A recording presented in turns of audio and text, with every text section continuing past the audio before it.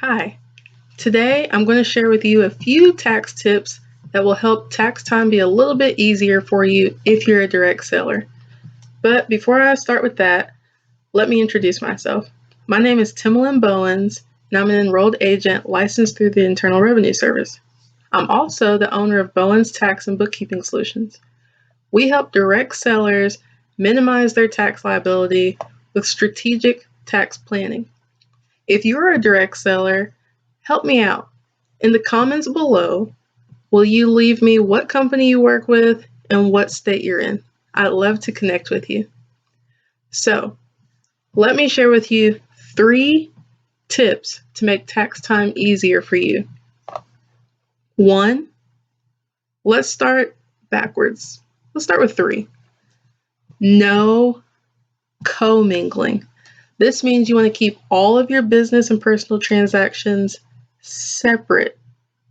This will save you time because you will only have to reconcile your business bank account and you won't have to search your personal account to look for business transactions. 2, it could also save you money. So let's consider this. If you are a pampered chef consultant, and let's say your personal return takes you anywhere between 12 to 15 hours to prepare.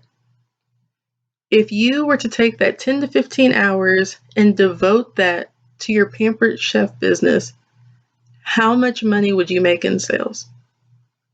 Would you make more in sales in 10 to 15 hours than it would cost you to have a professional prepare your return?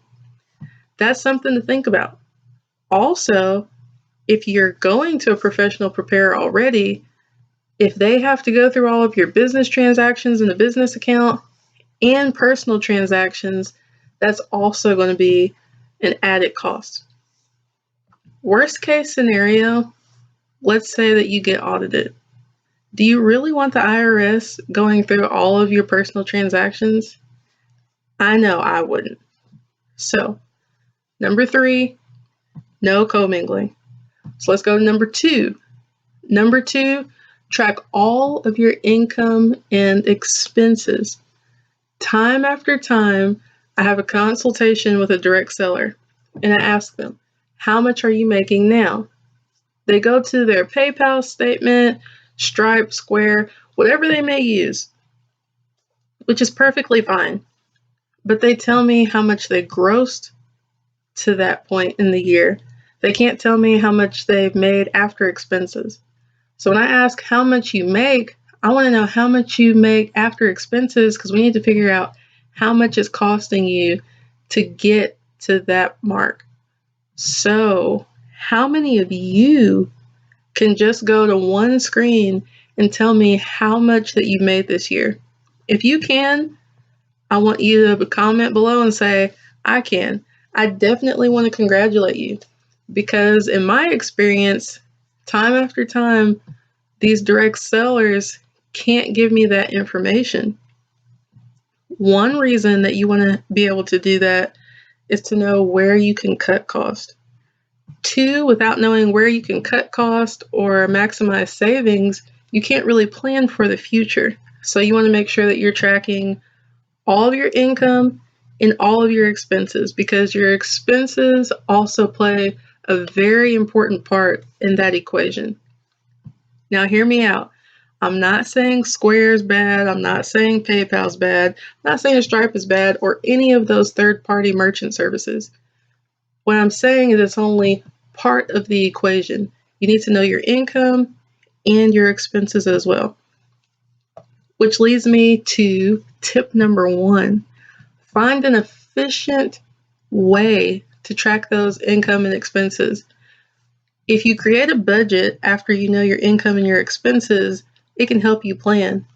But if you aren't tracking those expenses as they happen, you can't plan accurately. What I mean by that is let's say that you send samples and products to different clients and prospects. Well, you have a budget for postage, okay? So each month you have an amount that you plan on spending for postage. If you're not tracking that as the month is going on, you don't know when you've gone over budget or when you have a little more wiggle room. Something that simple can cue you in to know when it's time to invest in a stamps.com account and to get a bigger return on your investment of postage. So, our 3 steps for today. Number 3, no commingling. Separate those out. Your personal over here, business over here. Best practice is to go ahead and open up a business account. Number 2, track your income and your expenses. If you're not sure like what kind of expenses you should have or you should be tracking, I did an ebook, the Direct Sellers Tax Toolkit and Deduction List. I will leave a link down below. It's a free download and that'll help you get started organizing. Number 1, find an efficient way to track your income and expenses. I promise you, it'll save you a lot of time and money.